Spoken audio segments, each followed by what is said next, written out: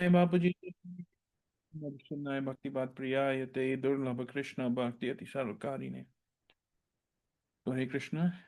Today we are reading from Bhagavad Gita 3.42.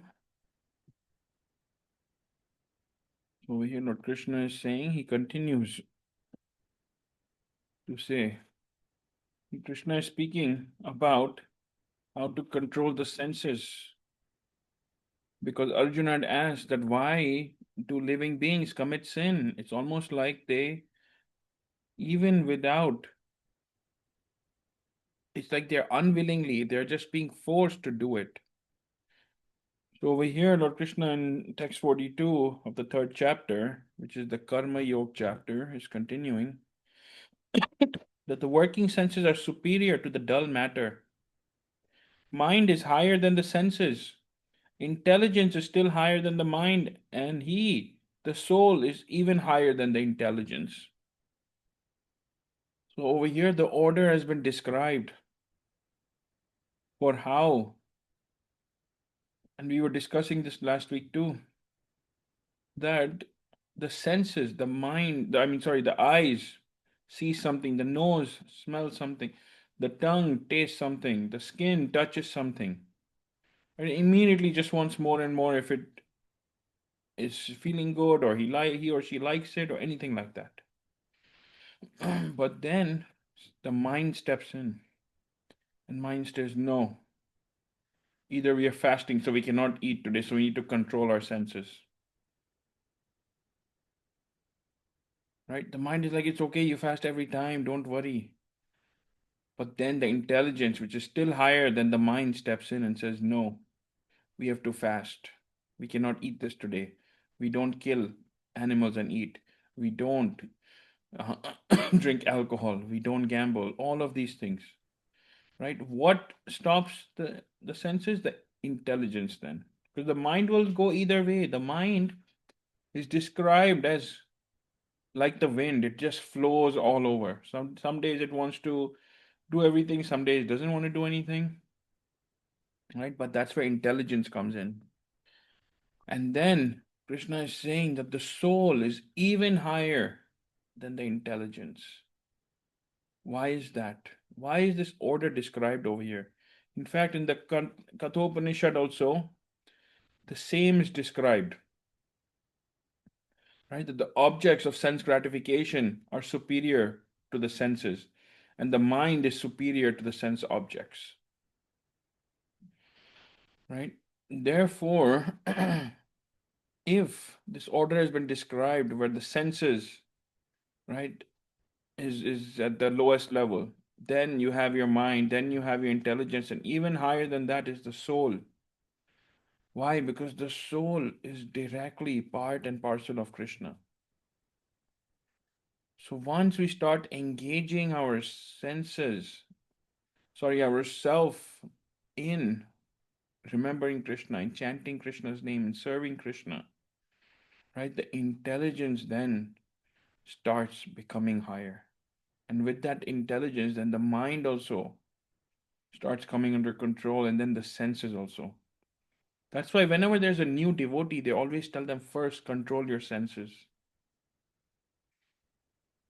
right? Because to get that connection of the soul with that super soul is a long process, and it also takes a lot of time, because you have to be very sincere on this path.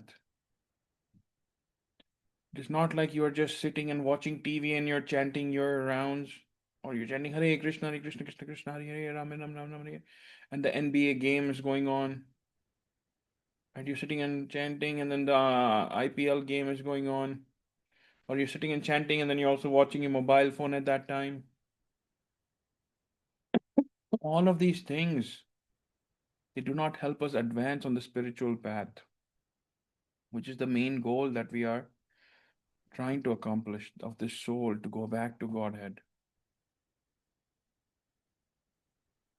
That is the only goal. And when we start engaging our senses, our mind, through the intelligence in the service of Krishna, in the devotion of Krishna, in chanting Krishna's name, in hearing Krishna's glories, and in speaking of Krishna's glories. Right? It is not just that one gives a lecture and speaks Krishna's glories. No. If one is studying, even that is they're chanting because they are devoting their time so that they can finish their education and then get a good either job or start a business or anything. And then when they have that status in society, then people see that this big person who is today either a MD or a senior vice president or a owner of this multi-billion dollar business, and he's wearing kantimala and he is wearing tilak and he's chanting Krishna's name. That also is preaching, because people today get inspired. They don't get inspired from a regular person who may be saying the same high level things that can help us progress in our spiritual life. But if today, if there's a saint that gets down from a Rolls Royce, right, from a Bentley, and then he comes over there and he preaches, everybody will listen. Because if he's wearing a Rolex in his hand, or if he's wearing the Augment Pigard, anything, all of these watches also, and wearing like gold chains and jewelry and fashionable bracelets, right? All of these things inspire the people, because today the people are attracted towards the material status of a person. Once there was a saint and he was traveling with Bapuji, and he told Bapuji that Krishna gives the saints all the luxuries, all the luxuries of life. And gives them the topmost homes, houses, villas, topmost cars, jewelry, watches, everything. Why? Because they are using it in Krishna's service. Because when they preach along with that, then the materialistic people actually listen and they start walking on this path. And in fact, the biggest difference between a materialist having a house, a Bentley, all these big cars and jewelry and everything, and a sadhu, a saint, having all of these materialistic possessions, the big difference is that the sadhu, the saint, our spiritual master can give that up at any time. They're not attached to it. But a materialistic person becomes very attached to it. Because that's all then they start wanting. Because they are still working at the lowest level. They are still, it is called sense gratification. Because that's all they want. It is that sense that we want to please our senses. Why are people going out and drinking alcohol and eating meat? Right? Oh, because I want that high. I want to forget about all of these problems or troubles, or I just want to feel really good even if I don't have any problems or troubles.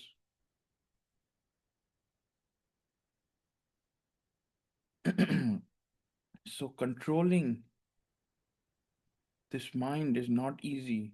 Even more than that, controlling the senses is not easy either. But still, devotees try their best from the time they come into bhakti, into devotional service. And when through their intelligence, and even Krishna says that that person, that the devotee who worships me through his intelligence is the topmost. Let us all understand this knowledge from the Bhagavad Gita. Recently, there have been so many incidents. We don't know when death may come upon us. The flight in Ahmedabad that crashed, that was on its way to London. It was just 600 feet in the air.